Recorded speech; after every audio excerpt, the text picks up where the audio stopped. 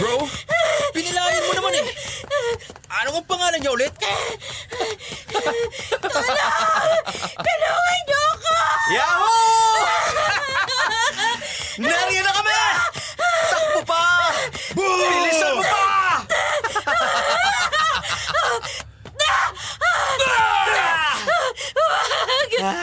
Maawa kayo sa akin. Parang awa niyo na hindi ako magsusumbong. Go ahead! Magsumbong ka. Nakakatawa. Akala mo ba, may bigat ang mga salita mo laban sa amin? We own the system. The police don't protect people like you. They serve people like us. Mga taong alam nila na may pera at kayang bilhin. Kahit ang sinumpa nilang tungkulin. Mga demonyo kayo! Shut up! Damn, bro. Bakit binaril mo na? Hindi pa ako tapos maglaro eh. Ang ingay na kasi. Tapos naman nating gasaan eh. Wala nang pakinabang yan. We need to go home now. At mag-uumaga na. Paano na yung bangkay? Iwanan lang natin dyan. Umuwi na tayo, bro. Okay, fine. Bye, Detsy. Ang ganda mo sana eh. Kaya lang, ay, laspag ka na. Let's go, bro. Ako na magdadrive. Okay, sure. Passenger seat mine. You drive, I supervise. Supervise mo mukha mo. Bilisan na natin bago pa malaman ni Mami na umalis na naman tayo.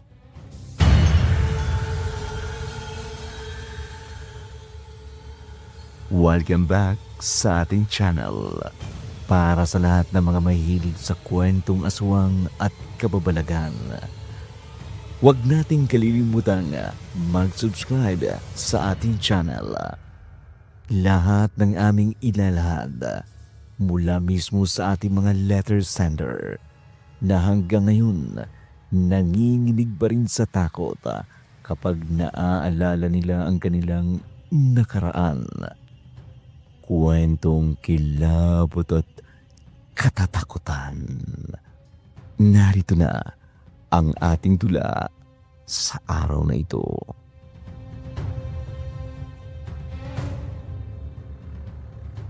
Lumabas mula sa kakahuyan ang magkapatid na Loki at Henry, mga anak ng pinakamayamang negosyante sa kanilang bayan.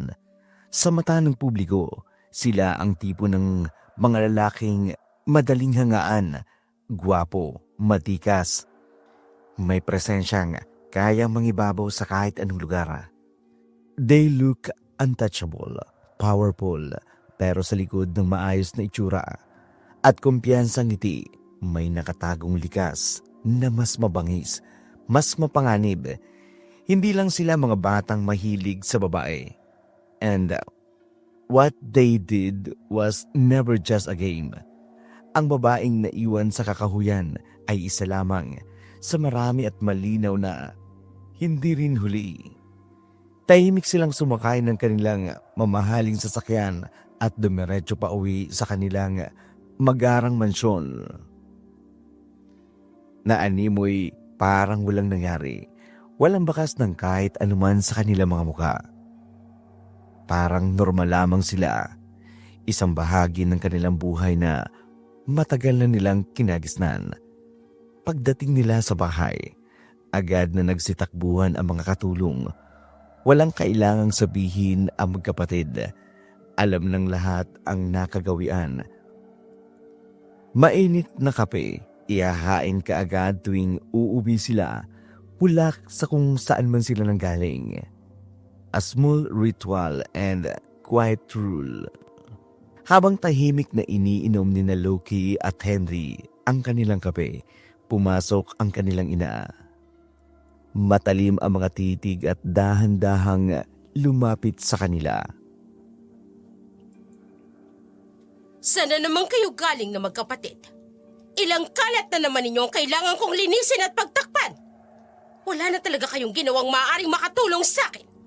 You constantly give me headaches. As if the world revolves around your whims. Mommy, relax. We're good. Wala kaming ginawang kahit ano. Right, bro? Tama si Loki. Behave kami at wala kaming ginagawang gulo, kaya huwag ka na po magalit. Hindi ako naniniwala sa inyo. Kilala ko kayong dalawa. Kapag ako may nabalitaan na hindi nyo sinasabi sa akin kaagad, malalagot kayong dalawa sa akin. Fine. We'll rape Ditzy. Ano? Ginahasa nyo ang anak ni Kapitan Awen? Oo, Mommy. But don't worry about it. Hindi talaga kayo nag-iisip. Saan nyo itinago ang bangkay, ha? Saan?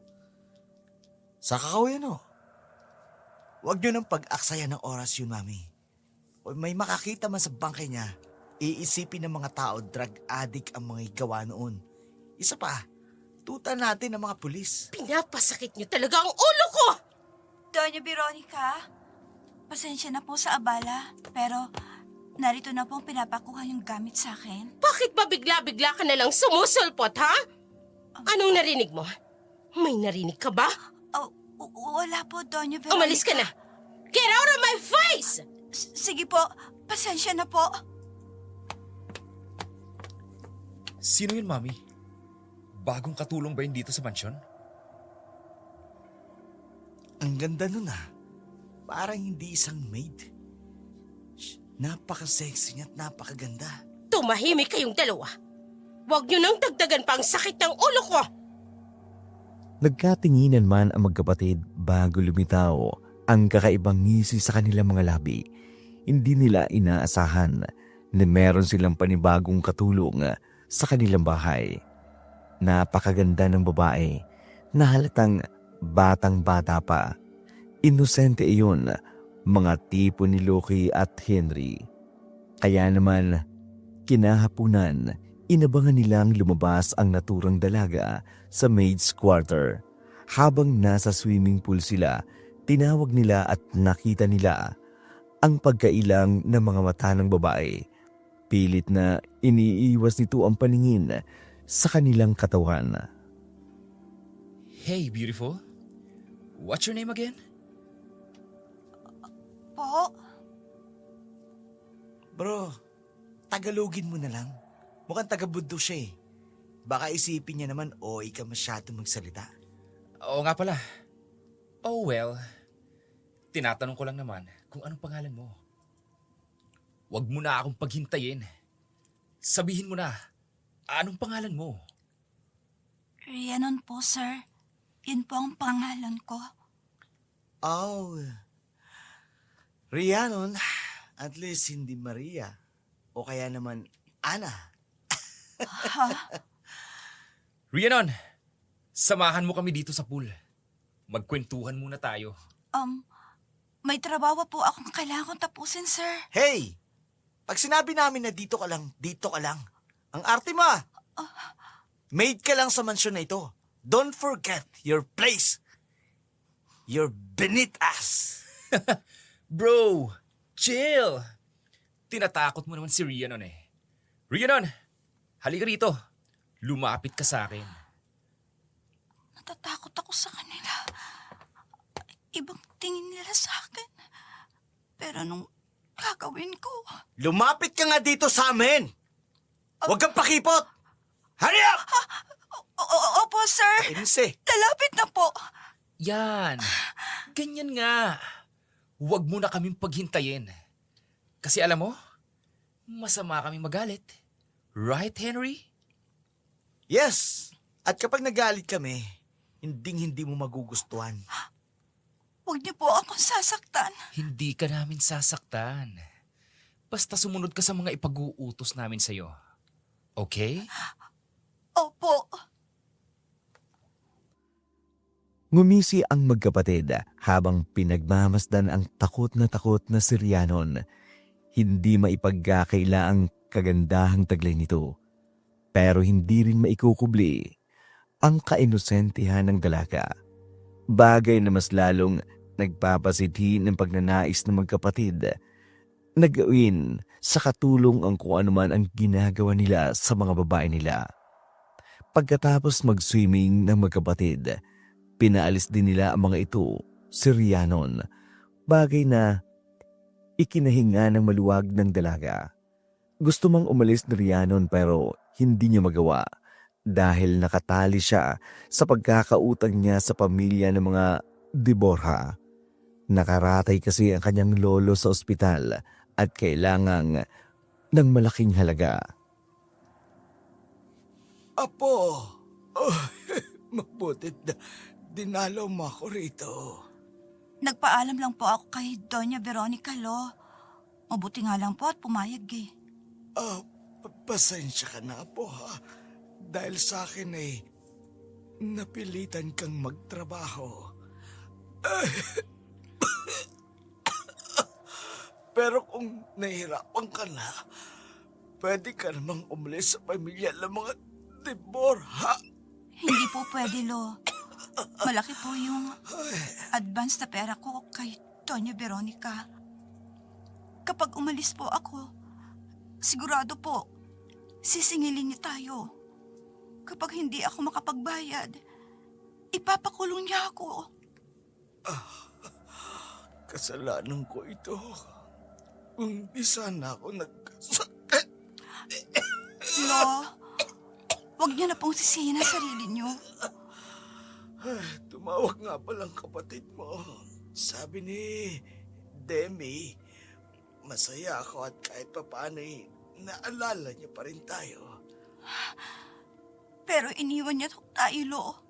Apo, huwag kang magagalit sa kapatid mo. Bata pa siya. Sa mga edad na katulad niya ay talagang maghahanap ng laya. Ay, Kahit na po, Lo.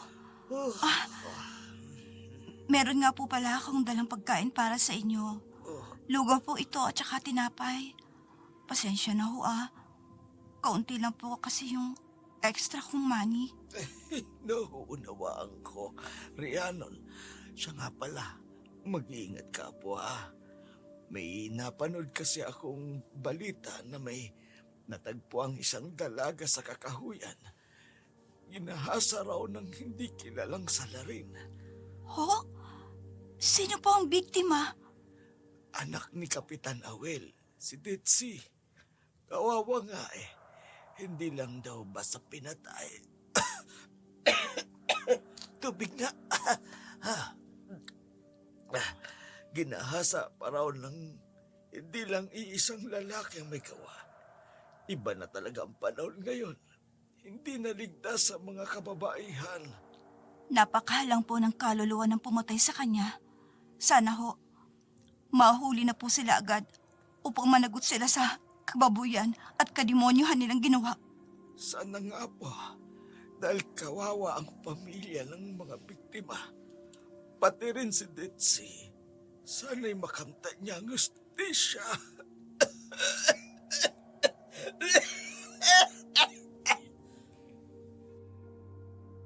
Hindi makapaniwala si Rhiannon sa mga salitang binitiwan ng kanyang lolo. Kilala niya si Detsi kahit hindi sila kailanman naging malapit sa isa't isa. Kilala ang babae sa pagiging maldita at sa pag-iwas na makihalubelo sa mga tulad niyang nagmula sa isang liblib na baryo. Ngunit sa kabila ng lahat, hindi pa rin mapigilan ni Rhiannon ang makaramdam ng lungkot at bigat sa dibdib sa sinapit ni Ditsi. Matapos dalawin ang kanyang lolo, wala siyang ibang pagpipilian kundi ang bumalik sa bahay ng mga De Borja. Mabigat man ang kanyang loob, alam niyang hindi siya maaaring umalis sa kanyang trabaho. Kailangan nila ng pera at higit kanino man, alam niya iyon. Pagdating ni Rhiannon sa bahay ng kanyang amo, agad siyang nakaramdam ng kaba. Lalo pa itong lumakas nang makita niya ang dalawa niyang among lalaki. Nakatayo at nakangising, nakatanaw sa kanya. Rhiannon, saan ka galing? Balita ko, hindi mo naman day off ngayong araw. Bakit ka umalis dito sa bahay? Bago-bago mo, pabaya ka sa trabaho mo, ha? Hindi maganda yan, Rhiannon. Pwede ka naming isumbo kay Mami. Nagpaalam po ako mismo kay Doña Veronica. Pinayagan niya akong dalawin ng lolo ko sa hospital. Whatever. Ngayong andito ka na, may ipag-uutos kami sa'yo ni Henry. Ano po yun? Pakihanda mo nga kami ng inumin. The beer, go, and the cooler. Make sure they are properly chilled. Dalhin mo sa pick-up at ilagay mo sa truck bed, okay? Sige po, sir. Gagawin ko na po. Sir, may iba pa po ba kayong pag-uutos? Sa ngayon, wala na. Sige na, pumunta ka na sa bar counter at ihanda mo ng mga inumin namin. Sige po. Bakit niyo po ako pinalo sa puwitan ko? Bro, you're naughty. Chill. And tuloy na mula si Rhiannon. Sir, hindi naman po tama ang ginawa mo. Ayaw mo? Don't be dramatic, Rhiannon. Hindi lahat nabibigyan ng atensyon namin. Lalo ng mga tulad mo. Isang hampas lupa. Diyan na ho kayo. Mukhang gustong lumaban ng babaeng yun, ha? Hindi lang makaporma. Kaya nagiinit ako eh. Matagal na rin tayong hindi nakakatikim ng inosenteng katulad niya. We're lucky bastard, Henry. Siguradong tayo ang makakauna kay Rhiannon. Malalaman natin yan. Malalaman natin yan. Magiging maganda na naman ang araw natin ito. Sisiguraduhin ko, lalaspagin muna natin siya bago natin tuluyang tapusin. At walang katas na maiiwan sa babae na yun. Pagkatapos natin siyang pagsawaan mamaya. Ang sarap talaga ng buhay natin, ano bro? Huh? Siyempre, may pera tayo. Kayang-kayang ipalinis ni Mami ang lahat ng kalat natin. Bayaran ang dapat na bayaran. Sky's the limit. And tonight, we were testing that. Walang kaalam-alam si Rhiannon sa binabalak ng kanyang dalawang amo. Patuloy lamang siya sa paglalagay ng beers sa ice cooler. Masama pa rin ang loob niya dahil sa ginawang kabastusan sa kanya ni Loki kanina. Pagkatapos niyang gawin ang ipinag-uutos ng mga ito'y, nagpas siya na sana siyang balikan ang kanyang naiwang trabaho. Pero ipinatawag siyang muli na magkapatid.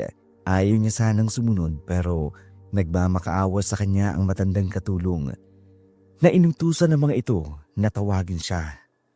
Kaya wala nang nagawa si Rhiannon, kundi ang puntahan sa garahe ang iniiwasan niyang mga amo. Ipinapatawag niyo raw po ako, Sir Henry, Sir Loki. Oo. May pupuntahan kasi kami ngayon at gusto namin sumama ka sa amin. Po? Sir, hindi po pwede kasi may kailangan pa po akong gawin dito sa mansion eh. Marami pa po akong dapat natapusing trabaho. Halika na rito. Ha? Sumama ka na sa amin. Huwag ka na mag-alala. You're safe with us, right, bro? Oo naman, safe na safe ka sa amin. At huwag ka matakot. Halika, sumakay ka sa pick-up truck. Come on. Come on! Come on. Aalalayan kita papasok ng loob ng sasakyan. Sir Loki, pwede po ba bitawan yung braso ko? Sir Henry, ayoko po pumasok sa sasakyan. Sumama ka na. Ayoko po sumama Huwag ka sa na inyo. tumanggi. Hala, pasok sa loob. Pero ayoko po. Bitawan niyo po ako. Pasok na sabi! Diyos ko, tulungan niyo po ako. Palabasin niyo po ako, sir. Ayoko po sumama sa inyo. Maawa po kayo sa akin. Huwag ka na magdasal! Dahil wala namang magagawa kapag kami nagalit sa'yo. Pumirmi ka na lang dyan dahil Sasama ka sa amin sa ayaw at sa gusto mo. Ayoko po. Palabasin niyo ako dito. Ayoko pong sumama sa inyo. Tahimik sabi! Oo, dami kasing arte. Ayan tuloy. Oo, dumugo ang labi mo. Huwag ka na kasi magpumiglas pa dahil sinisigurado namin sa'yo, magugustuhan mong gagawin namin sa'yo. Ha, di ba? Di ba, brother? Yes! Malalasap mo lang. Maawa kayo sa akin. Ayoko. Tumahimik ka, ha? Kung ayaw mong pasakan ng tela yung bibig mo. Loki, mag-drive ka na lang at umalis na tayo. Nanggigigil na ako eh. Alright then. Woo! Let's go! Walang nagawa si Rhiannon nang sapilitan siyang ipasok sa loob ng sasakyan ng magkapatid na Henry at Loki. Kahit anong pagpupumiglas niya wala yung pinatunguhan. Natanong niya ang ibang katulong na alam niyang nakita siya namang ito pero parang sinasadya namang ito na baliwalain siya. O mas magandang sabihin, takot din ang mga ito sa maaaring mangyayari sa kanila sa mga oras na sila'y mangialam. Pagkaalis nila ng mansyon, halo-halo ang nararamdamang emosyon ni Rhiannon, lalo na ang pagpasok nila sa kasukalan ng kakahuyan. Unti-unting nararamdaman ni Rhiannon ang malikot na kamay ni Henry. Dumadantay iyon sa kanyang hita. Idinikit nito ang katawan sa kanya. Napaurong siya sa sulok ng sasakyan pero hinila siya nito papalapit sa katawan nito. Lalo pa siyang kinabahan nang huminto ang sasakyan at lumipat si Loki sa backseat kung nasaan sila ni Henry. Huwag po! Huwag po! Maawa po kayo sa akin. Huwag niyo po ako sasaktan. Anong gagawin niyo sa akin? Lumayo kayo! Lumayo kayo sa akin! Hindi ka naman namin sasaktan. Sino ba may sabi sa'yo sasaktan ka namin? Paliligayahin ka namin. Parang awa niyo na po! Huwag niyo po ako sasaktan. Makaawa po ako sa inyo. Huwag po! Huwag po! Huwag po! Sasaktan? No, no. We're going to bring you straight to heaven. Sisiguraduhin namin na maliligayahin ka. That's right, bro. Malalasap mo ang langit ngayong gabi. Hindi, ayoko! Bitawan niyo ako! Maawa kayo sa akin, sir! Wala akong ginagawang masama sa inyo! Bakit niyo ginagawa to sa akin? Huwag ka nang maingay. Dapat yan sa bibig mo. Hinahalik ka ng ganito. Yeah! Damn it, women! Kinagat mo ang labi ko! Buwisit ka! Yeah! Palaban talaga to, bro, no? Pero wag natin patatagalin. Hubarin ang dapat na hubarin para makapunta tayo ngayon sa langit. Kanina pa ako nananabig sa babaeng ito eh. Ang ganda ng katawan mo. Ang ganda ng mukha. Siguradong gaganahan ako ng buong gabi. Ayoko! Tulong! Mga baboy kayo! Mga demonyo kayo! Demonyo talaga kami! Lalo na sa kama! Wala nga pala tayong kama, no? Pero okay lang. Kahit naman saan, kaya ka naming dalhin sa langit. Halika rito. Huwag ka nang magpumiglas. Wala ka nang mapupuntahan, kundi sa mga kamay namin. Bitawan niyo ako! Mga hayop kayo! Ako na muna. Hayop daw eh. Ako na muna. Ginawa niyo Ako to na sa muna. akin! Mga hayop kayo!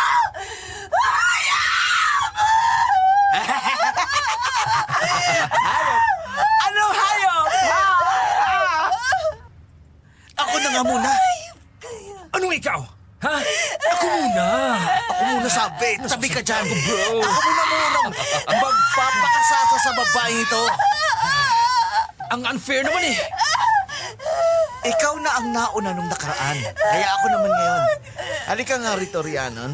Ipalalasot ko sa iyo ngayon ang kakaibang song. Huwag ka maingay! Huwag ka maingay!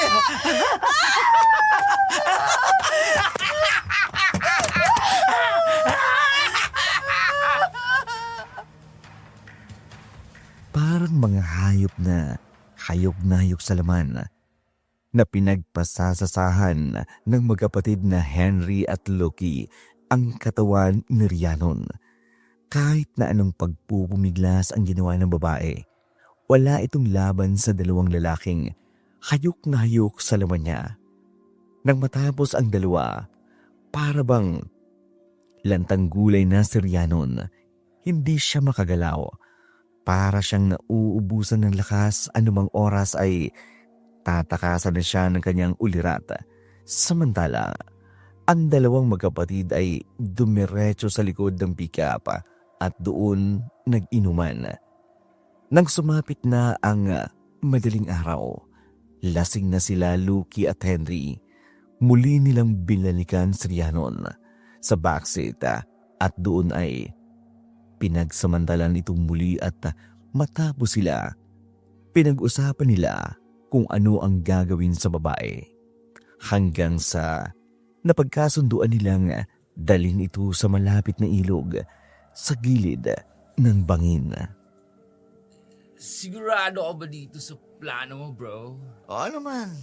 Kapag hinulog natin siya dito, siguradong mamamatay na yan. Hindi na ba natin siya patatakbuhin man lang bago natin ihulog dito sa bangin? Oh.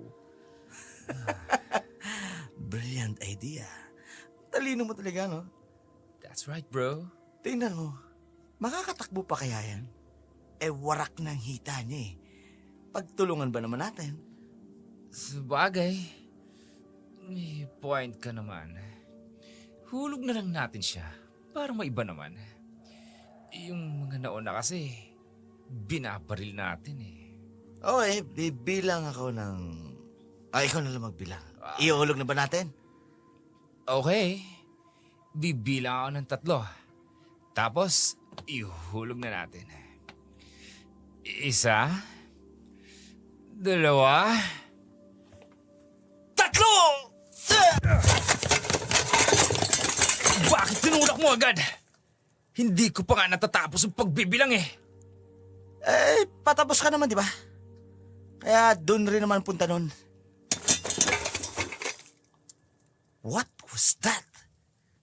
Narinig mo ba yun? Ang alin, bro? Yung mga kalakal. May narinig akong kaluskos sa banda na yun. Sino nandyan? May tao ba dyan? Sino ka man? Hindi ka sasantoy ng baril namin. Wag na wag ka magkakamali, ha? Walang sumasagot, Henry. Mabuti pa. Barilin na lang natin.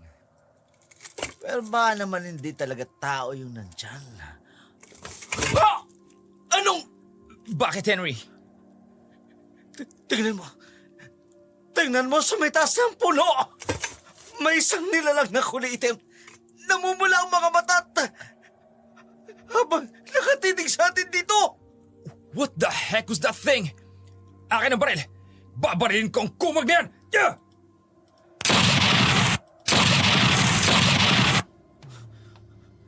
Nawala siya. Nawala siya sa puno.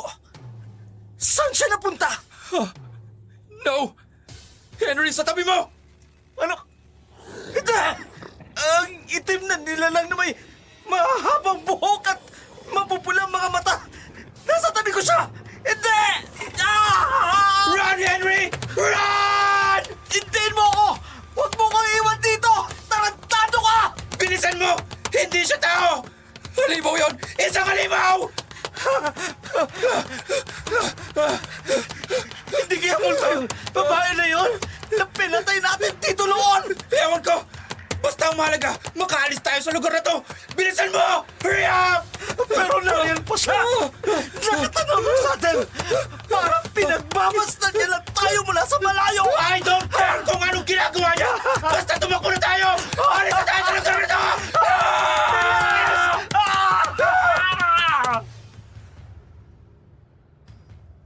Hindi akalain ni Loki at Henry na sa kabila ng lahat ng kasamaan nila, bigla silang makararamdam ng kakaibang takot nang makita ang kakaibang nilalang na yun ng gabi rin yun. Tulala sila habang binabaybay ang daan pauwi sa kanilang mansyon. Wala silang imik na parabang bigla silang pinagsakluban ng kakaibang kilabot.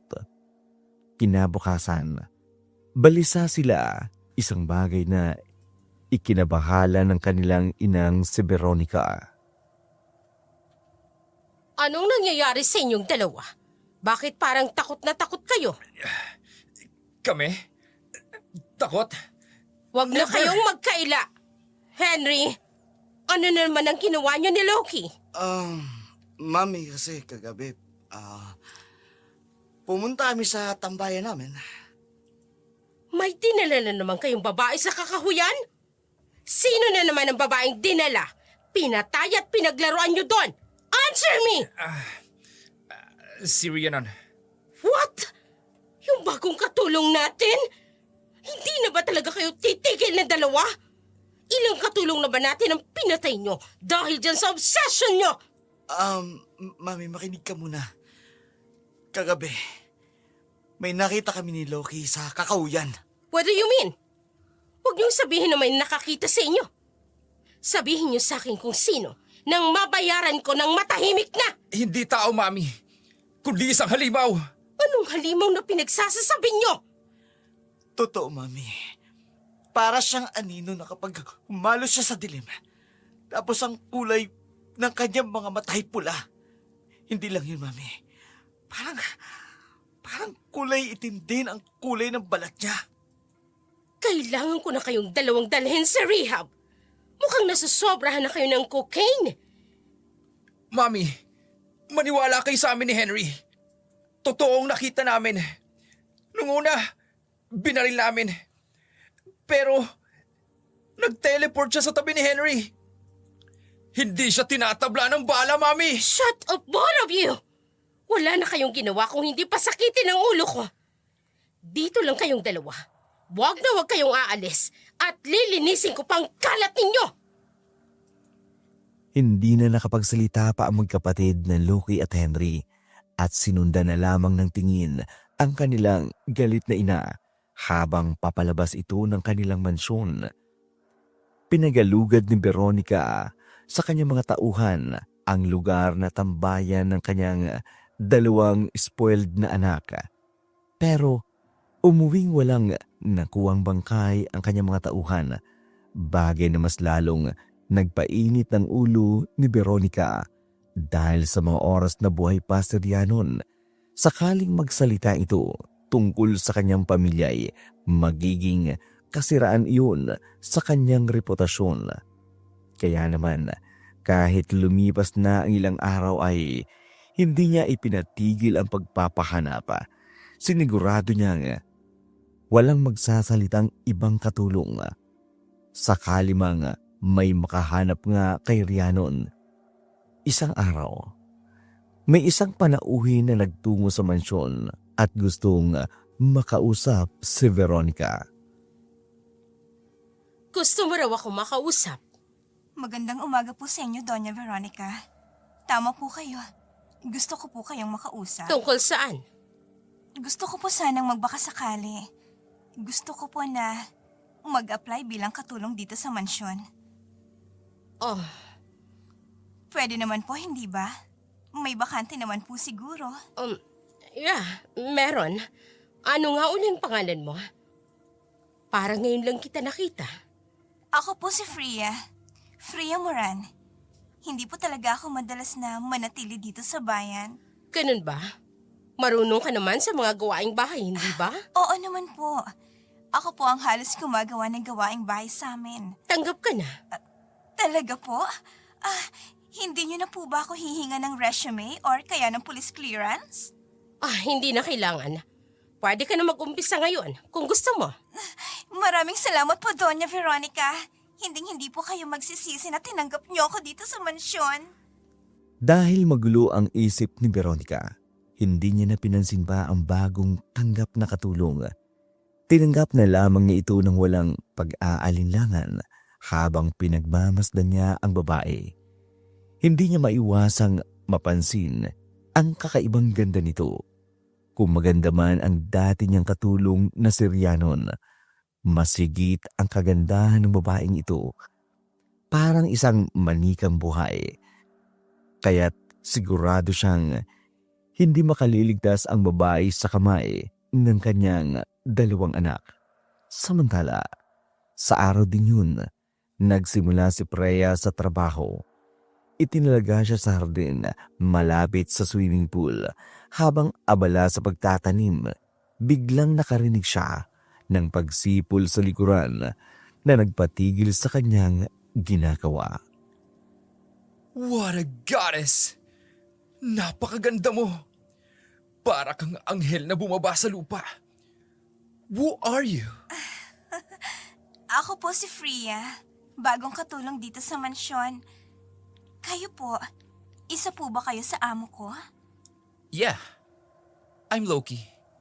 Bunsong anak ni Doña Veronica de Borja. Ikinagagala ko po kayong makilala, sir. You're so beautiful, Freya. Para kang isang diyosa. Hindi bagay sa iyong nagtatanim dito sa garden. Salamat po, sir. Pero, ito po talaga ang trabaho ko eh. Aray ko. Natinik ako ng rosas. What? Oo nga no. Dumudugo ang daliri mo. Come here. I'm gonna help you. Patitigilin natin yung pagdurugo ng daliri mo. Sir, naku, wag na po. Nakakahiya naman po sa inyo eh. Malalagyan ko po ng putik ang mga kamay mo. Huwag mong intindihin yan. Ang mahalaga, magamot ko yung daliri mo. Ang bait mo naman pala, sir. Ha? Hindi alam ni Loki kung bakit. Ngunit tila ba nahihipnotize siya ng kagandahan ni Freya. Ang banayad na kulay na ginto ng buhok nito ay lalo pang nagpatingkad sa maputi at malapor sila ng balat ng dalaga. Ngunit higit sa lahat, ang bilugan at kulay ginto nitong mga mata ang siyang umakit sa kanya. Mga matang waribay, may kakayahang papaniwalain siya sa anumang sasabihin nito. Isang bagay iyon na ikinagulat mismo ni Loki. Tuwing tumitingin siya kay Freya, lalo na kapag umingiti ito, para bang may humihigop sa kanyang kamalayan. Unti-unting inaalis ang kanyang kontrol sa sarili. Matapos niyang gamutin ang sugat sa daliri ng dalaga. Naupo sila sa bakanting upuan. Doon, lalong hindi magawang ihiwalay ni Loki ang kanyang paningin kay Freya. Ayaw niyang mawala ito sa kanyang paningin kahit isang saglit lamang. Ayos lang po ba kayo, sir? Kanina pa po kasi kayo nakatingin sa akin. May dumi po ba ako sa mukha? Ha? Wala. Hindi ko lang magawang alisin ang mga mata ko sa napakaganda at napakaamo mong mukha. Maraming salamat po. Oo nga pala, sir. Thank you po sa paggamot niyo sa akin, ha? Wala yun. Freya? Bakit po, sir? Wala. Sige. Aalis na ako. Ho? Sige po, sir. Babalik na rin po ako sa garden. Wag. Po? Ayokong masugatan ka ulit. Iuutos ko na lang sa ibang katulong ang gawain sa garden. Pero baka po pagalitan ako ni Doña Veronica. Hindi. Akong bahala. Basta, bumalik ka lang dun sa maid's quarter. Magpahinga ka ron. Okay po, sir. Maraming salamat po ulit. Bahagyang ipinilig ni Loki ang kanyang ulo nang tuluyang makaalis si Freya. Hindi maintindihan ang kanyang sarili na para bang may kumukontrol sa kanya na hindi niya maintindihan. Hindi niya magawang tanggihan ang napakaamo at napakagandang mukha ni Freya para iyong gayumang unti-unting tumutupok sa kanyang kamalayan. Kinaumagahan, nagising si Henry na tila masama ang kanyang pakiramdam. Kaya naman, pumunta siya sa kusina upang mag-utos sa katulong. Nagawan siya ng maiinom, pero ganun na lamang ang gulat niya. Nang makita si Freya sa kusina, hindi kaagad siya nakakibo, katulad ng kapatid niyang si Loki. Napahanga din siya sa napakagandang ganda ng dalaga. Oh, who are you? Good morning po, sir. Ako nga po pala si Freya. Bagong katulong po dito sa mansyon. Oh, katulong ka dito sa mansyon? Ang buong akala ko pa naman ay bisita ka namin. Oh, damn. Napakaganda mo naman. Naku, salamat po. Nakakahiya naman po. Huwag kang mahiya. Totoo ang sinasabi ko. Salamat po ulit. Gusto niyo po ba na ipagtimpla ko kayo ng tsaa? Para bumuti po ang pakiramdam mo. Paano mo nalaman na... Nakita ko po kasi, hawak niyo ang ulo niyo kanina. Kaya naisip ko na hindi maganda ang pakiramdam mo. Anong ulong nakita mo? Ikaw talaga, sir. Palabiro ka pala. Yeah, you're right. Hindi maganda ang gising ko ngayon. Ipagtitimpla ko po kayo ng tsaa. Sandali lang po. Napakaganda niya. Ibang-ibang ganda niya sa mga naon ng babaeng pinaglaruan namin ni Loki noon. Sir, gusto niyo po bang ipaghanda ko rin kayo ng breakfast niyo? Sige pa. Tama-tama eh. Gutom na rin ako. Ipinagluto ni Freya ng pagkain si Henry. Bawat galaw ng babae ay sinusundan ng tingin ni Henry. Hindi maunawaan ni Henry ang kanyang sarili. May kakaibang hatak sa kanya ang babae. Matapos itong magluto ay pinagsilbihan nito at pinainom siya nito ng tinimpla niyang tsaa. At sa hindi malamang dahilan, biglang naging maganda ang pakiramdam ni Henry. Samantala, habang nag-uusap si Freya at Henry ay siyang pagpasok naman ni Loki sa kusina. Kaagad na umasim ang mukha nito na parabang hindi nito nagustuhan ang pakikipag-usap ni Henry kay Freya. Kaya naman, lumabas si Loki sa kusina, kaagad namang sinundan ni Henry. May problema ba ha, Loki? Bakit mo kinakausap si Freya? Ano namang problema kung kakausapin ko si Freya? Ayokong kinakausap po siya. Teka lang. Akala ko ba kung anong akin ay dapat sa'yo rin? At kung anong sa'yo ay dapat akin rin? Pero hindi kay Freya. Anong ibig mong sabihin? May nararamdaman ka ba sa kanya? I don't know. Pero ayokong kinakausap mo siya. Huwag mo siyang pakikialaman. Lalong-lalo na, huwag mo siyang gagawa ng masama. Ha? Nagkakaintindihan ba tayo, Henry? Hindi nakakibo si Henry sa tinura ng kanyang kapatid. Kita ang determinasyon sa pagiging seryoso sa anyo nito. Bagay na nakapagparamdam ng takot kay Henry dahil may nararamdaman din siya kay Freya. Lumipas pa ang mga araw at linggo. Mas naging malapit pa si Freya sa magkapatid hanggang isang gabi. Hindi napigilan ni Loki ang sarili. Nagtapat siya kay Freya dahil ayaw niyang maunahan pa siya ni Henry. Mahal kita, Freya. Matagal na kitang gusto. Unang kita ko pa lang sa'yo. Nahulog na kaagad ang loob ko. Sir Loki, Loki na lang ang itawag mo sa akin, Freya. Huwag mo na sana akong bibiguin na. Ito ang unang beses na nagmahal ako. Natatakot akong masaktan. huwag kang matakot, Loki.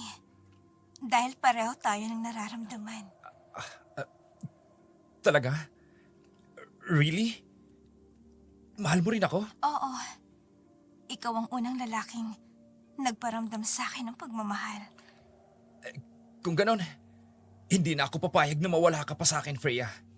Hinding-hindi na ako papayag. na mawalay tayo sa isa't isa. Ako rin, Loki. Ako rin. Mahigpit na niyakap ni Loki si Freya. Buong ingat na parabang ayaw niya itong masaktan. Umagalusan man lang.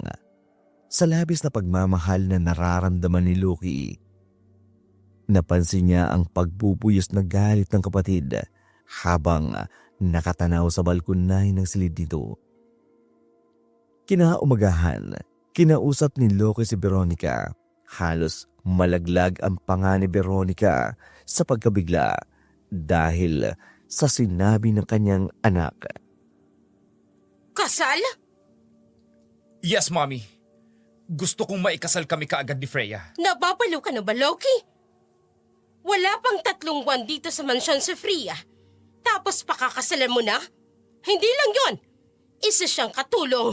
Katulong lang, Loki! Huwag mo siyang iinsultuhin, Mommy. Ano ngayon kung katulong siya? Siya ang gusto kong pakasalan. Mahal ko siya at wala akong pakialam kahit ano pa siya. Oh my life! Wala akong ginawa kung hindi ang ibigay ang lahat ng gusto niyong magkapatid. Kahit pagtakpan ang lahat ng krimeng ginawa niyo, ginawa ko yon dahil ganun ko kayo kamahal. Pero ito, hindi ko ito mapapayagan. Kung hindi niyo ako papayagang maikasal kay Freya, kalimutan niyo na may bunso pa kayong anak, Mommy. Loki! Walang nagawa si Veronica kundi ipakasal si Loki kay Freya. Mahal na mahal ni Loki ang dalaga para itong mababaliw kapag nahihiwalay siya sa babae. Hindi maunawaan ni Veronica kung ano ang naging dahilan ng kanyang dating playboy na anak ay parabang isang asong naging sunod-sunuran sa isang babaeng dating naging katulong. Pagkatapos ng kasal, nagdiwang sa buong mansyon. Pero hindi nakisaya si Henry. Sa halip ay nagpakalangu siya sa alaka na siya namang naabutan ni Loki. Henry, wala ka kanina sa picture taking sa reception. Andito ka lang pala. Bakit nagpapakalunod ka sa alak dito sa sulok? Oh, congratulations, bro. Nasa'yo na si Freya. Ha? Oh, huwag kang umasta na akala mo wala akong alam. At wala ka ring alam na gusto ko rin siya. Pero ako ang mahal niya. Kaya tumigil ka na, Bakit? Henry. Ha? Bakit? Dahil kasal siya sa'yo? Gago. Hindi hadlang ang kasal na yun para hindi ko siya makuha. Gago ka pala eh! Langhiya ka, ha? Sinuntok mo ko? Nakalimutan mo bang ako nagturo sa'yo kung paano manuntok? Hetong sa'yo! Akala mo hindi kita papatulan, ha? Ano bang nangyayari dito? Bakit kayo nagsusuntukan ng magkapatid? Tumigil kayong dalawa! Mami, siyang nauna! Gusto niyang ahasin ang asawa ko! Ano? Anong pinagsasasabi mo, Loki? Yang anak mo, Mami! Mga agaw yan! Alam niya gusto ko si Freya noon pa. Pero sinulot niya! At pinakasalan niya pa agad! Ako ang pinili at minahal niya, kaya tumigil ka na! Tama na! Bakit ba kayo nagkakaganyan nang dahil lang sa isang babae? Hindi naman kayo dating ganyan. Ginagawa niyo lang laruan ng mga babae. Pagkatapos ngayon, magpapatayan kayo dahil sa isang babae! Oh! Dahil mahal ko si Freya, Mami. Hindi ako papayag na agawin mo sa akin ang asawa ko! Tama na! Tumigil kayong dalawa! Nakakahiya kayo! Para kayong hindi mga ipinanganak na mayaman! Para kayong mahihirap na nag-aagawan sa pagkaing pagpag! Mami, hindi low class ang asawa ko. At kung gusto niyo maging maayos pa ang pamilya natin, paalisin mo si Henry. Dito! No! No! Hindi ako papayag!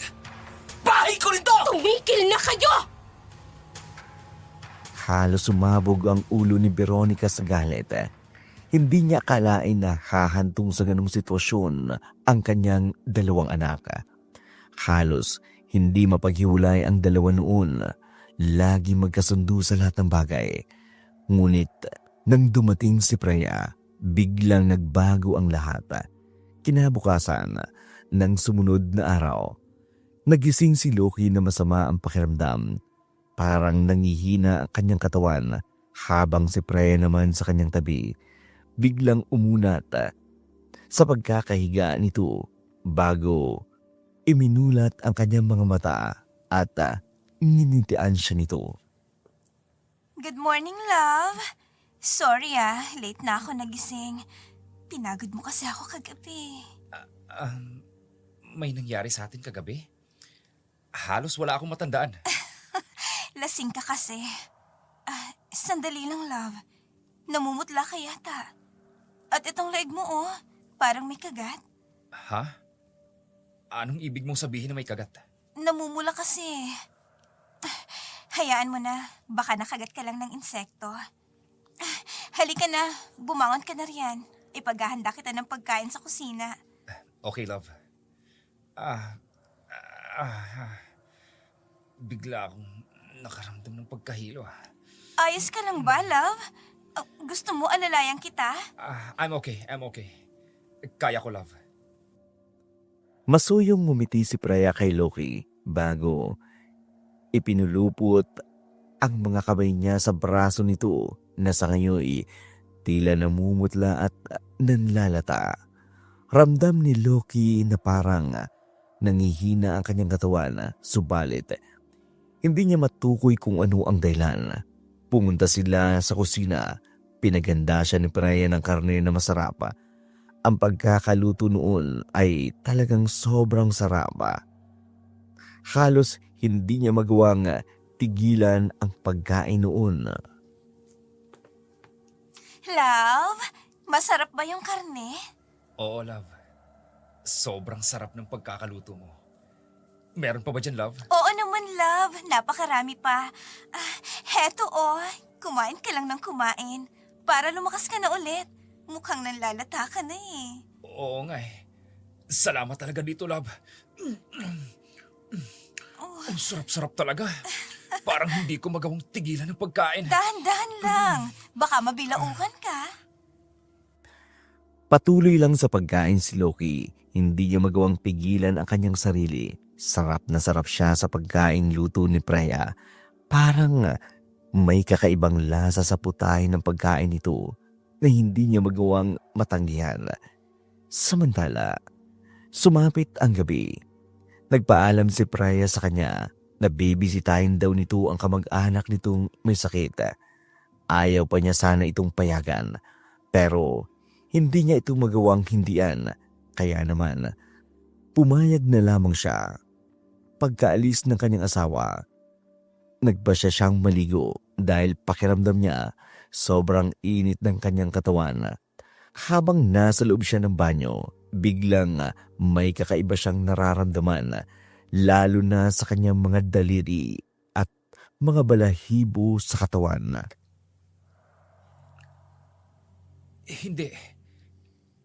Anong nangyayari sa akin? Bakit humahaba ang mga kuko ko? Hindi. Ang sakit. Ang mga balahibo ko sa katawan. Unti-unting yumayabong. Parang sa unggoy. Hindi. Ano nangyayari sa akin? Ang mga ngipin ko. Unting-unting umahaba. No! Hindi! Dugo! Gusto ko ng dugo!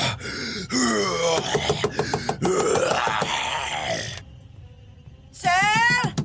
Sir! Ayos lang po ba kayo dyan sa loob, sir? Loke! Sir! Sir! Oh! Diyos mo, Yusef! May isang libo na lumabas sa banyo! Hindi! Asma!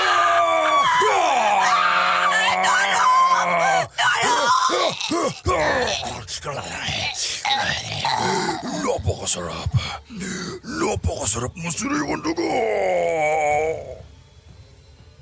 Walang habas na sinupsip ni Loki ang dugo ng pobreng katulong. Hindi pa siya nakontento. Winarak niya ang sikmura nito. Dinugot ang puso at atay nito. Kinain iyon. Halos simutin ang lamang loob ng katulong. Hindi ba siya nakontento? Sinaid niya ang natitirang dugo nito. Habang tumatagal, bumabagal ang tibok ng puso ni Loki. Unti-unti siyang bumabalik sa kanyang normal na kamalayan at halos himatayin siya sa takot nang makita ang bangkay ng katulong sa harapan at ang dugo sa kanyang katawan, sa kanyang kamay at sa kanyang bibig. Tumakbo siya sa banyo at doon siya nagsuka.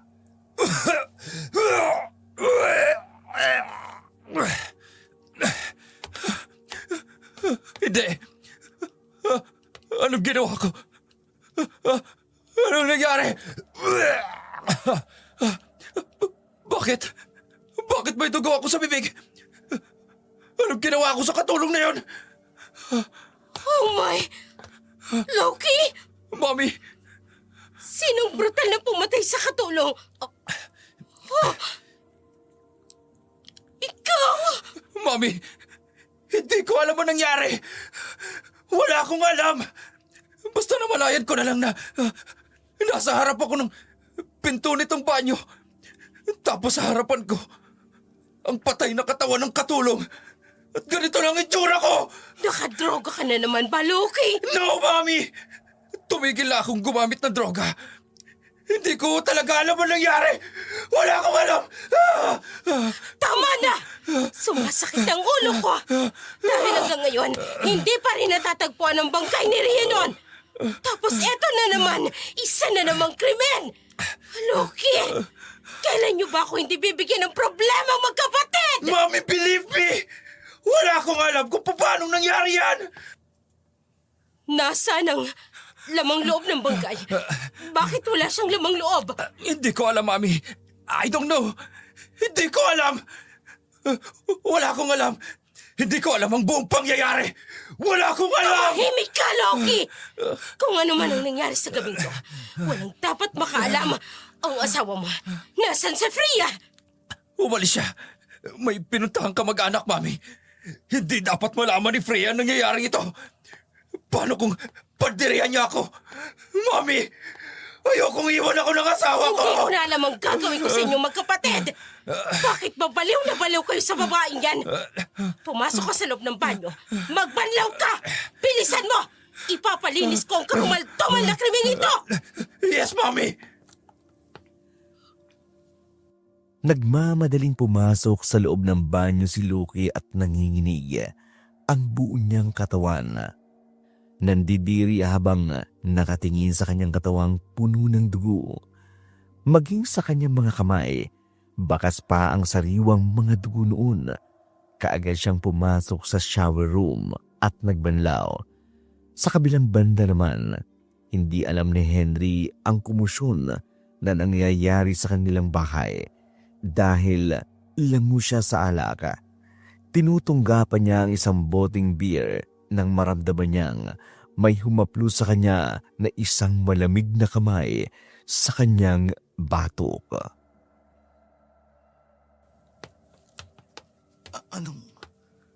May babaeng nakatayo sa likuran ko. Sino ka? Henry. Unti-unti siyang tumatapat sa liwanag ng buwan. Oh, hindi. Ikaw? Rhiannon? Ako nga, Henry. Paano ka? Patay ka na. Inihulog ka namin sa bangin. Paano narito ka sa kwarto ko? Layuan mo ko. Lumayo ka sa akin. Lumayo ka sa akin! Bakit mo ako pinapalis? Hindi ba noon? Sabik na sabik kayo sa akin. Buong magdamag niyo akong pinapoy. Lumayo ka, sabi. Huwag ka lalapit. Kundi babarilin kita. Babarilin kita. Huwag ka sabi lalapit! Huwag mo akong layuan, Henry. Huwag mo akong layuan. Ah, lumayo ka. Lumayo ka, sabi. Lumayo ka, sabi. Lumayo ka! Ah, layo! Layo! Ah, papalapit talaga siya. Lumayo ka! Lumayo ka! Lumayo ka! Ah! Ah! Ah! Ah!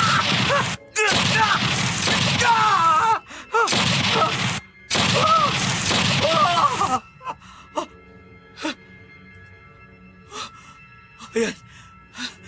Ilang balang nawala sa baril ko at tumama sa katawan mo. Sigurado patay ka ngayon. Hindi! Henry! Bakit mo binaril si Manang? Ano? Hindi. Si Manang Dolores? Si Manang Dolores ang nakahando sa sasakyan. At maraming tama ng baril. Paano? Hindi siya binaril ko. Pre, hindi siya binaril ko. Yung multo binaril ko. Mamamatay tao ka, Henry! Pinatay mo si Manang! Hindi! Hindi totoo yan! Anong nangyayari dito? Mami! Oh, Diyos ko! Manang Dolores! Anong nangyari sa kanya? Bakit napakaraming tama ng baril ang katawan niya? Binaril po siya ni Henry, Mami Veronica! Ano? Kitang-kita ko po kung paano niyang barilin si Manang Dolores. Papunta na po sana ako sa kwarto namin ni Loki nang makita ko si Manang Dolores na papunta dito. Kaya sinundan ko siya kasi may ipag-uutos ako sa kanya. Tapos yun na po yung nakita kong ginawa ni Henry. Mami! Hindi ko siya binaril. Yung multo ang binaril ko. Hindi siya. Tama na. Freya, puntahan mo ang asawa mo. At itong tatandaan mo, wala kang nakita na kahit na ano dito. Naiintindihan mo ba ako? Naiintindihan mo bang sinasabi ko? Opo, Mami Veronica. Naiintindihan ko po ang sinasabi mo. Kung ganun, umalis ka na. Puntahan mo si Loki. Kailangan kanya ngayon. Opo, Mami Veronica. Hindi niyo na ba talaga ako bibigyan ng katahimikang magkapatid? Dalawang katulong natin ang namatay dahil sa kagagawa ninyong magkapatid. Mami, maniwala kayo sa akin. Nakita ko si Rhiannon. Ano? Yes! Siya ang pinal ko kanina. Tapos bigla na lang si Manang ang tinamaan ng mga bala ng baril ko. Lango ka na naman ba sa droga, Henry? Mami, hindi. Lango ako sa alak pero hindi ako gumagamit ng droga. Ah, puiset! Mierda! Walang pwedeng makaalam ng lahat ng ito. Walang dapat makaalam! Umalingaw ang boses ni Veronica sa buong kwarto ni Henry. Si Henry naman, nanlulumong napaupo sa sahig. Naging malapit sila ni Loki kay Dolores at halos ito na ang nagpalaki sa kanila. Alam din ito ang mga kababuyang ginagawa nilang magkapatid. Pinagtatakpan lang din ito ng kanyang ina ang mga krimen na gagawa nila noon. Ito rin ang naghahanap ng magandang katulong sa mansyon para sa kanila ni Loki. Kasama na din ang tagaligpid ng kalat at mga bangkay. Ang asawa nitong si Berting na napatay naman ni Loki. Samantala, kinabukasan, napansin ni Freya ang pagiging tahimik ni Loki. Love, ayos ka lang ba? Kanina ko pa kasi napapansin eh. Wala kang imik. Huwag mo akong intindihin, love. Ayos lang ako. Ikaw, kumusta ang pagpunta mo sa kamag-anak mo kahapon? Ayos naman. Dinalhan ko ng prutas at inabutan ko na rin sila ng konting tulong. Salamat nga pala dun sa pera na bigay mo ha. Basta't ikaw, gagawin ko ang lahat para sa'yo. Napakaswerte ko talaga sa'yo. Love? Bakit parang anlansa dito sa labas ng shower room? Aha? Wala naman akong naaamoy na malansa, love. Hindi eh. Meron. Amoy na amoy ko yung lansa. Ganun ba? Sandali. Ipapatawag ko ang katulong. Ipapalinis ko tong area na to. Okay, sige. Mas mabuti pa nga. Shit! Hindi yata nalinis ng maayos to kagabi. Muling pinalinis ni Loki ang area kung saan niya nilapa si Berding. Tahimik namang nanood sa gilid si Freya. Hindi ito nagsasalita o nagtatanong pa. Samantalang si Loki naman na natiling balisa lalo na nang sumapit ang dilim. Nagkulong na lamang siyang muli sa CR. Natatakot siya na bigla na namang magbago ang kanyang anyo at kung ano na naman ang magawa niya. Nang tumingin siya sa salamin, nanlaki ang kanyang mga mata sa kanyang nakita.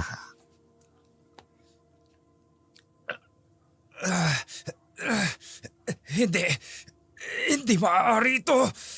Ang mga balahibo ko, unti-unti na naman tumutubo. Ang pangil ko, unti-unti nang naguhugis na parang isang baboy. Ang sakit ng likod ko at ang mga kamay ko. Unti-unti tumutubo. Mahabang kuko. Hindi! Love? Anong nangyayari sa'yo? Ayos ka lang ba dyan, Love? Freya! Umalis ka dyan! Please! Huwag mo bubuksan ang pinto! Pero sumisigaw ka na parang nasasaktan ka ng sobra. Please, Freya! Hindi ko mapipigilan ang sarili ko! Ang pinto! Wawasakin ko ang pinto! Loki! Anong nangyayari sa'yo? Bakit ganyan ang itsura mo? Kakainin kita! Gusto ko ng dugot naman!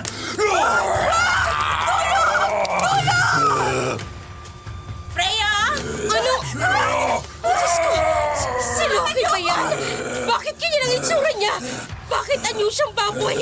At parang isang halimaw! Mami! Aswang si Loki, Mami! Kailangan natin pumunta sa ligtas na lugar! Hindi na tayo kilala ni Loki! Ang ina ko!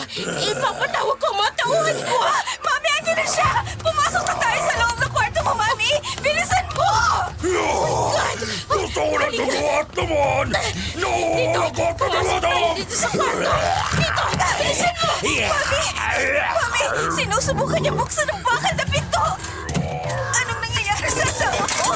Bakit siya nagkakaganyan? Hindi ko rin alam kung anong sapang gawa ko sa pamilya ko! Hindi pwedeng magpatuloy ito!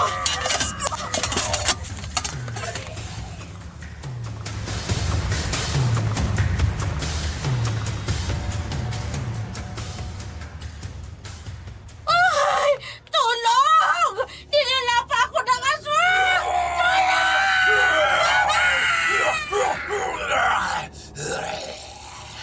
May pinatay na naman siya, katulong. Hindi pwede ito. Ano bang nangyayari sa mga anak ko? Bakit sila naging isang halimaw?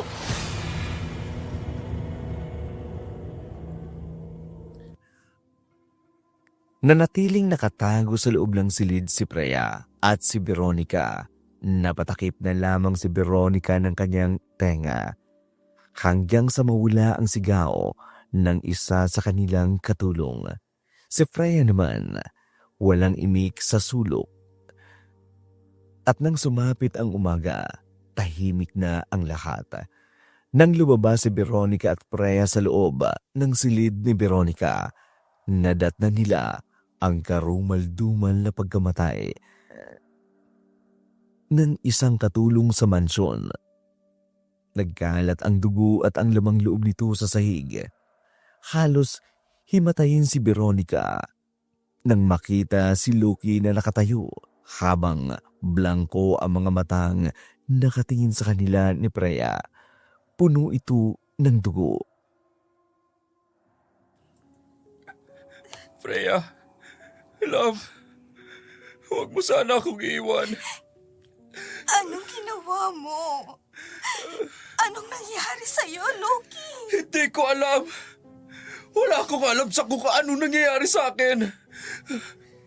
Basta tuwing sumasapit ang gabi, parang may halimaw sa loob ko na gustong kumawala. At hindi ko kayang pigilan. Huwag kang lalapit sa akin. Huwag kang lalapit! Hindi, Freya. Huwag mong gagawin sa akin to. Hindi ko kakayanin kapag mawawala ka sa akin. Freya, nagmamakaawa ako sa'yo. Narinig mo ang sinabi niya. Ayaw niyang lapitan mo siya uli. Natatakot sa sayo dahil isa kang halimaw, Loki! Ikaw ang umalis, Henry! Gusto mong agawin sa akin ang asawa ko. Sinasamantala mo ang pagkakataon. Bakit hindi? Hindi deserve ni Freya ang isang katulad mong halimaw! Pareho lang tayong halimaw. Huwag kang magmalinis! Magsitigil kayo! Ano bang meron dyan kay Freya? At balaw na balaw kayong dalawa. Babae rin lang siya, katulad ng mga pinatay at pinaglaruan nyo noon. May pinatay sila?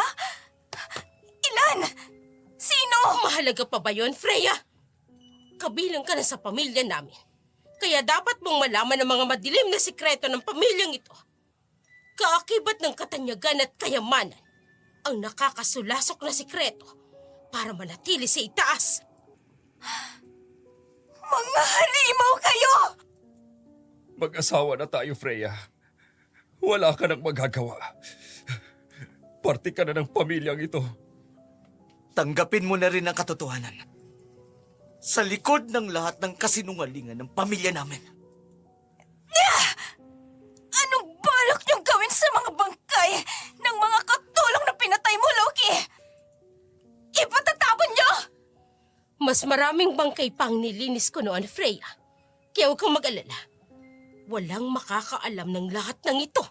Hindi kumibo si Freya. Patuloy lamang tumutulo ang kanyang luha habang nakatingin sa matandang katulong.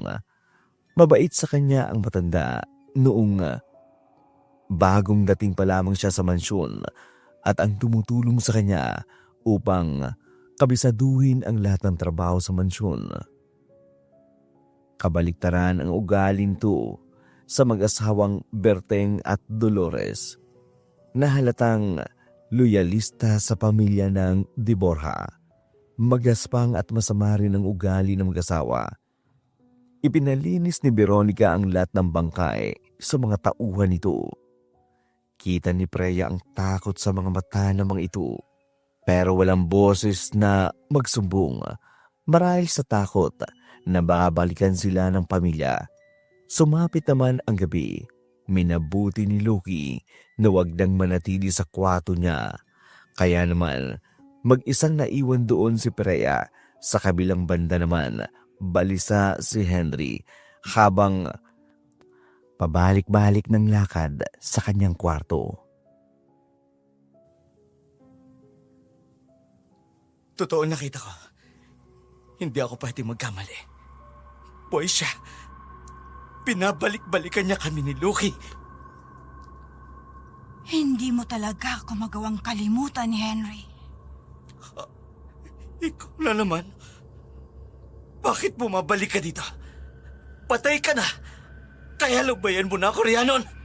Hindi ko kayo lulubayan hanggat hindi ko nakuha ang hustisya para sa akin at sa mga babaeng pinatay at pinaboy niyo. Hindi! Lubayan mo ako! Pabayaan mo na ako! Dahil wala kang hustisyang makukuha! Papatayin kita ng paulit-ulit kung kinakailangan! Hindi mo ako mapapatay. Babalik at babalik ako upang maningil. Yun ang akala mo! Hinding-hindi ako papayag na hindi ka tuluyang mapatay! Ala ko mo, ay nga. Bitawan mo, leg. Patayin kita! Hinding-hindi ako papayag na mabuhay ka pang muli! Ako mismo ang maghahatid sa'yo! Sa impyernong babae ka! Bitawan mo, leg. Hindi ka makahinga? Mas maganda para tuluyan kang pumatay! Ang sakit. Para tuluyan kang mamatay! Halika rito! Dito! Bitawan mo ko. Papatayin kita! Papatayin kita! Nakikita mo ang beranda na yan? Diyan kita itutulak! Katulad ng ginawa ko sa'yo noon! Itutulak kita ng ganito!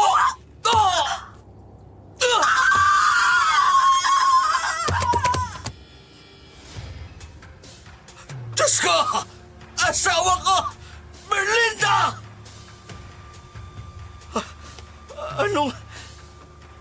Henry, anong ginawa mo? Bakit mo pinatay si Merlinda? Loki, hindi. Si Rhiannon lang itinulo ko sa Miranda.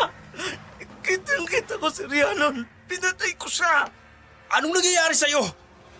Bakit nakikita mo si Rhiannon sa ibang tao? At ako, bakit ako nag-aanyong halimaw? At lumala pa ng tao? Hindi ako baliw. Lumayo ka sa akin. Lumayo ka sa akin. Lumayo kayong lahat sa akin! Lumayo kayong lahat!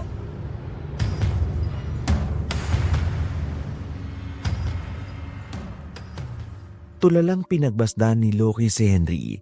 Hawak-hawak nito ang ulo. Nagsasalita na mag-isa. Malikot din ang mga mata nitong tumitingin sa paligid. Natatakot sa kung anong susunod na makikita. Napaupo si Loki kasama ni Henry. Lalo na nang maramdaman niya ang pag-init ng kanyang katawan at ang pananakit ng kanyang kamay at paa. Hudyat na lalabas na naman ang kanyang pagiging halimaw. Kaaga siyang gumapang palabas ng silid ni Henry. Ayaw niyang masaktan niya ang kanyang kapatid. Oras na mawala sa kanyang katinuan. Pero huli na ang lahat. Nagpalit na siya ng anyo at ang unang bumungad sa kanya ay si Henry. Nananlaki ang mga matang nakatingin sa kanya. Hindi! Lumayo ka sa akin! Huwag kang lalapit sa akin! No, ako. Gusto ko ng dugo. Lumayo ka, sabi ko, di ba? Parinig kita! Kakain ako ng puso at tatay mo. Uubusin ko ang dugo mo! Tulungan niyo ako! Bitiwan mo ako! Loki, mahawa ka sa akin! Mahawa ka sa akin! Loki! Oh, anak! Huwag! Huwag mong papatayin ang kapatid mo! Maawa ka sa kanya! Loki! Loki, kapatid mo siya! Mamatay! Papatayin ko kayong lahat! Kakainin ko kayong lahat! Hindi! Hindi, anak! Makinig ka sa akin! Huwag mong papatayin ang kapatid mo! Kung ano man ang demonyong nasa loob mo, labanan mo yan, Loki! Hindi! Bitiwan mo sa amin, kapatid mo! Bitiwan mo!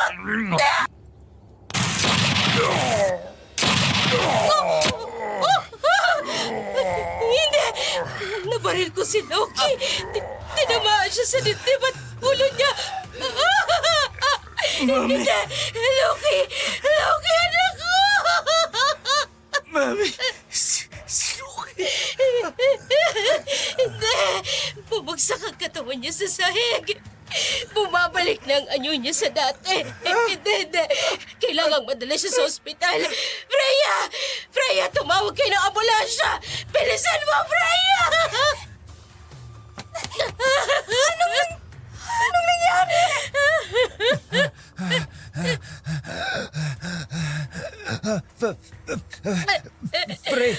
Freya! Hindi! Hindi! Huwag, Loki! Imulat mo ang mga mata mo, anak! Huwag kang mamamatay!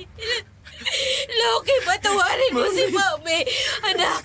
Anak, kumising ka! Loki!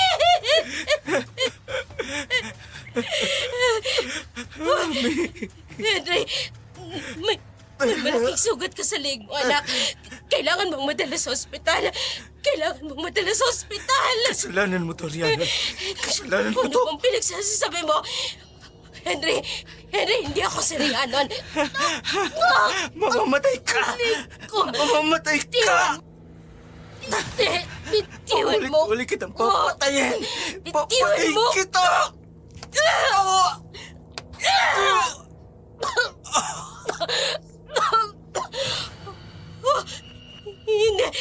Hindi totoo to.